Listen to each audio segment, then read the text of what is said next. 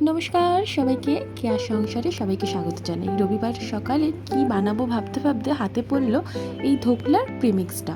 তাই ভাবলাম আজকে সকালবেলা একটু অন্যরকম জলখাবার বানানো যাক, ধোকলা বানিয়ে দেখি কেমন লাগে। তো এই প্রিমিক্সটা ভীষণ সুন্দর। এই প্রিমিক্সটার দাম প্রায় ওই 60 থেকে 62 টাকার মতন পড়েছিল। দানাগুলো ভীষণ মোটা মোটা থাকে, এক্সট্রা কিছু মেশাতে হয় না, শুধু একটু তেল আর জল দিয়ে গুলে নিলেই তৈরি। এক্সট্রা কোনো ঝামেলা থাকে না এই প্রিমিক্স রেডি করার জন্য। ব্যাটারটা ভালো করে ঘন করে গুলে নেওয়ার পরে একটা পাত্রে সাদা তেল ভালো করে ব্রাশ করে নিতে হবে। এর মধ্যেই ব্যাটারটা দিয়ে স্টিমে বসাবো। প্যাকেটের গায়ে লেখাই থাকে, তোমরা তোমাদের মতন করে বসিয়ে নেবে। 25 থেকে 30 মিনিট সময় লাগে। অন্য একটা কড়াইতে সাদা তেলে সর্ষে, কারি পাতা আর কিছু কাঁচা লঙ্কা ফোড়ন দিয়ে নেব।